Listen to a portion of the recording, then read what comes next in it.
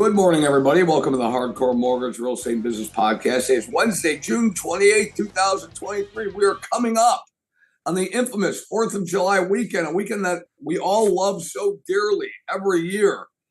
We're going to have an abbreviated podcast. Maybe we'll go 20 minutes because everybody, wants to get all their loans closed. But with me, we have the king of all originators, Mr. John Cole. Hi, John. Good morning, afternoon, whatever time it is, and happy 4th of July Eve. Yeah, so we have people all over the world, John, listening to this. So when you say we don't know what time it is, it's about 11:31 Eastern time here in the United States. And also joining us, we have the host of the Hardcore Mortgage Real Estate Business Show, heard every Saturday from 9 to 10, except we are not going to be on the air because of the 4th of July weekend, Mr. Harvey Freed. Good morning, everybody. And Harvey, we appreciate you joining us. And we're going to have a short, fun, awesome podcast today. So every year, John, and you know how I feel about this, holidays falling around the end of the month and everybody wants to close their loans. And, we'll wrap a little business into this question for you guys. Seemingly everybody wants to close their loans end of the month, the last Friday of the month. Ironically, Friday is the 30th of June. And of course, end of the month, all what follows that, the holiday weekend. So that's just how the business rolls. Everybody wants to close last Friday of the month. We got a holiday weekend. So it creates a little bit more activity. And since the 4th of July, John Cole, falls on a Tuesday, right? Yeah. Will the masses, society in general, be checking out mentally not only this weekend because they want to move in, but are they going to take off all of next week, because we have a lot of closings scheduled for the following week. So my question is a societal question, and then we'll morph into a business question, John. Everybody taking off starting like end of business tomorrow through the next 10 days? I would say yes, they are. And, it's just, hey, do I go to work on Monday, have Tuesday off, come back to work on Wednesday? Why not just, throw some holidays in around there and some paid time off and make it a long 10-day vacation when you only really missed a couple days of work?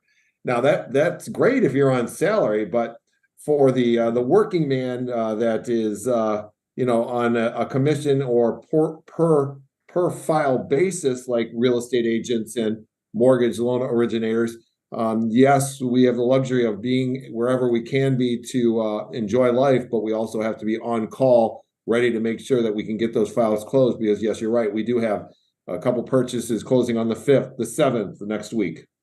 Yeah, only a couple thousand. But anyways, let me ask you this question, Harvey Freed. Because as John says, paid time off. I love that. I'm laughing on the inside. Okay, paid time off. What's paid time off? Realtors are working this weekend because it's a busy weekend. Mortgage people are working. Movers are working. Anybody associated with the real estate industry is working this weekend because it is a very busy market out there. And if they decide to take time off, they could lose those offers on the houses that they're putting in, Harvey, if they decide not to work. Yeah, here a small window of opportunity maybe out there for some of the buyers that keep getting outbid on these properties. Again, just came in second place. It doesn't really help to be the backup offer unless something goes wrong. And then, of course, if something's wrong with the house, I guess you'd want to know why the first buyers backed out of the transaction. But yes, this is a busy weekend as many families are going to seek to close today, tomorrow, or of course, Friday, and use the long extended weekend to move into their new property. And then again, a lot of families out there have already sold their house, and the pressure for them to find a house over the next 30 to 60 days is really starting to creep in, as many of the families have sold in May and June, and their purchase agreements basically gave them 30 or 60 days of occupancy, leading us into a really busy August. And we'll see how July shakes out. But July and August, all the buyers out there aggressively making offers on the limited inventory. And it's very stressful when you do not get an offer accepted in today's marketplace. You finally find the house of your dreams. You think you put a strong offer, but someone might be willing to spend a 10, 15, 20,000 more overbidding, and 30 and 40,000 we're hearing is not getting the offer accepted. Maybe it's 50 or 60,000 on these houses that are in move-in condition. So it takes a lot. It takes a educated team. It takes an aggressive approach to getting the house of your dreams. And if you're not planning on moving anytime soon, most of the families out there have only realized that they're willing to overpay for these homes. Yeah, and John, that brings up a great point. We talk about the rest of the summer. Your thoughts for the market for the rest of the summer? As I see it, the housing market is busy, and I don't see it slowing down. We know this is a 30, 60, 90 day at most business, John.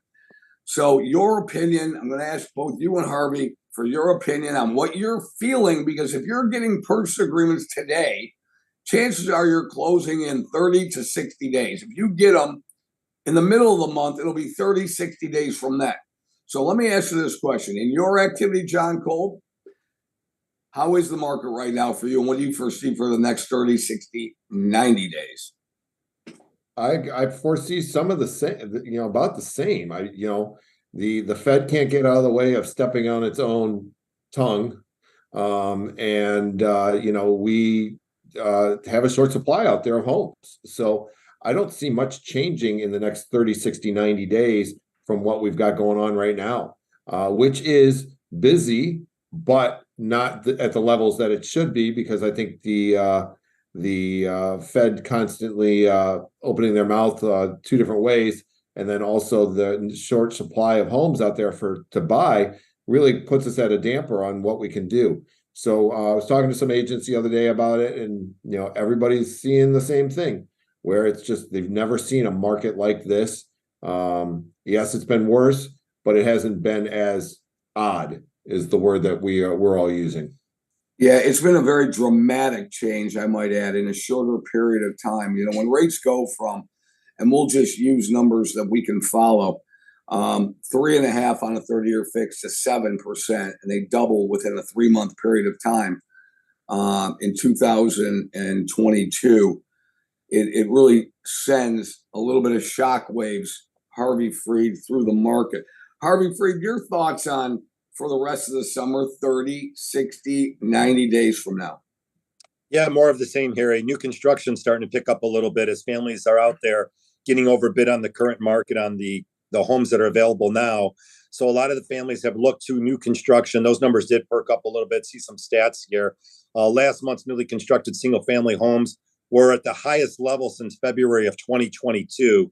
So that's about a year and a half right there. So more families looking to go into new construction subdivisions as they're tired of fighting and getting outbid on the current existing home marketplace. So yeah, we're seeing some families shift into some new constructions. We're seeing some families also expand their market area, or where they're looking to purchase their home.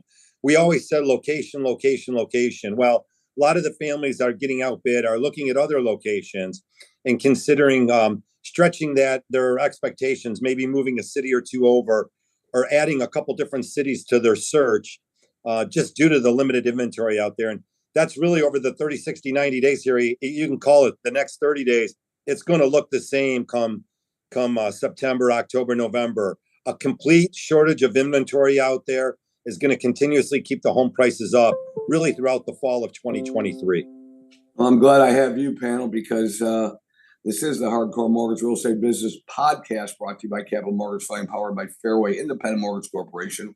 We are an equal housing lender licensed in all 50 states, and MLS number 2289.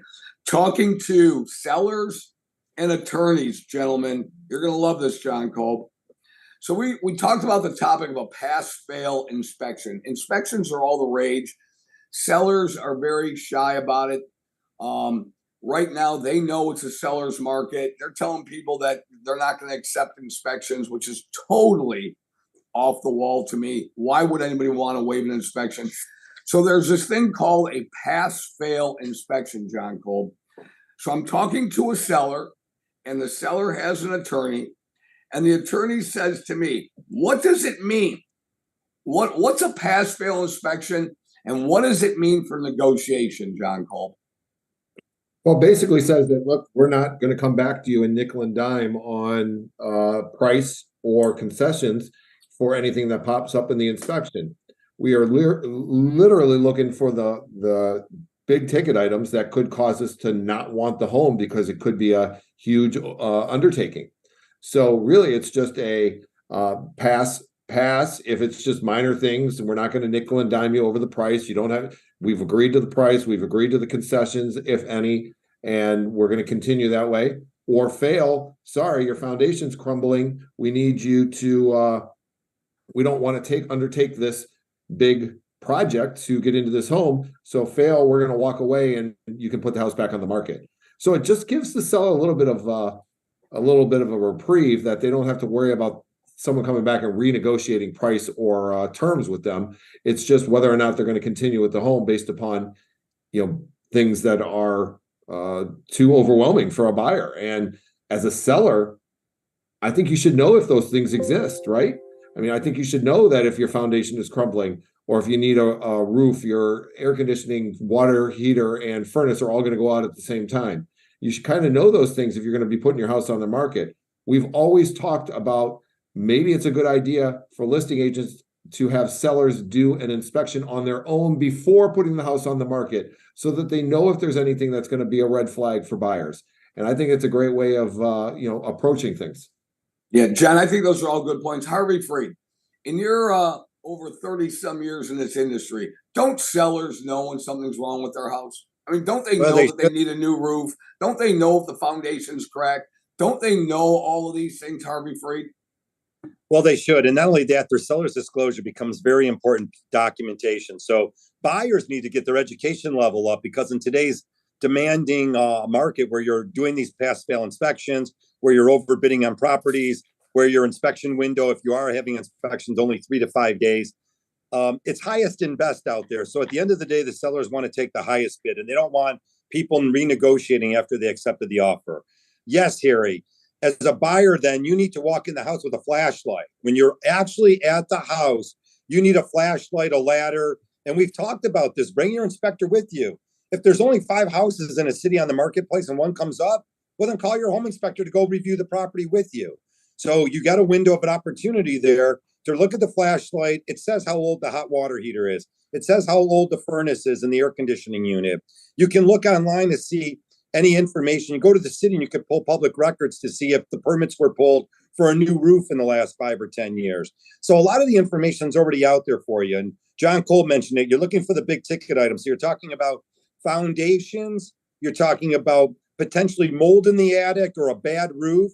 Well, look, if there's a lot of heavy duty trees around the neighborhood, you're probably going to have a lot of wear and tear on that roof. So again, home ownership, there's a lot to know about home ownership. There's a lot to know about getting a mortgage. Get your gaze up, get your information out there so that you're able to be a really competitive buyer in today's very tight market. Yeah, I really appreciate that. And gentlemen, the clarification on a pass-fail inspection is you want the buyer to get an inspection because you don't want to waive it.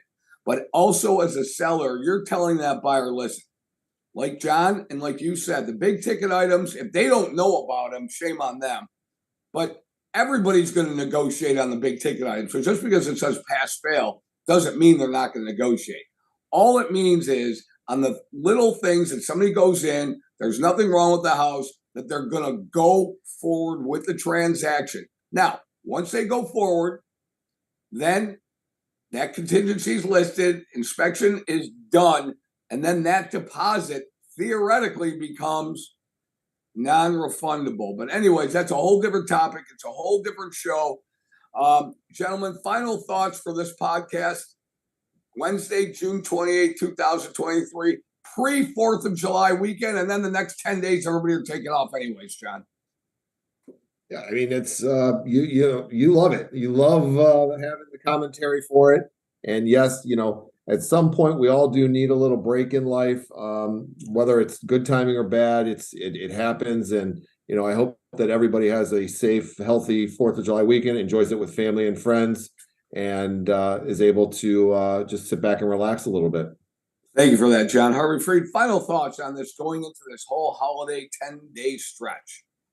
Well, I just got off the phone, and sure enough, we were the second offer we weren't the best offer, so they went ahead with the other offer. These clients now are leaving town for 10 days. They're up against now about 45 days when they get back to town to find a place. So again, get your information out there. Make sure you're an educated buyer in today's marketplace. If you do make an offer, we would appreciate the listing agents, selling agents, communicate that with the lender. We're here to close transactions in a small window. So we're here to make things happen for your family. And we're open all weekend. Harry, I'm not going anywhere. I elected to make sure that I live on a lake here locally in Southeast Michigan, so I don't have to drive 3 hours to any lake. And if anyone out there needs an approval letter, I am at home. Call my cell phone. You can Google Harvey Fried and find us here at Capital Mortgage Funding, and we'll get you set up for success. Well, I appreciate you, gentlemen. My final thoughts are enjoy our Independence Day. Thank you to all the vets that are currently serving, have served. Thank you to all our first responders, our doctors and nurses that are at the hospital, our EMS people, because they're not taking the weekend off. Okay. All days end in Y in my book. I realize people need a break. It's all good. But that's one of my favorite sayings, all days end in Y. But primarily, thank you to everybody. Enjoy the weekend. Enjoy it with your family. Be safe. This has been the Hardcore Mortgage Real Estate Business Podcast. Producer and director Roberto Beauchene in the booth. To your family, Roberto, have a safe holiday weekend. We will see you next week on the Hardcore Mortgage Real Estate Business Podcast and the Hardcore Mortgage Real Estate Business Show, heard every Saturday, except for this Saturday, 9 to 10, 97.1 FM. Thank you, everybody, and have a great and safe weekend.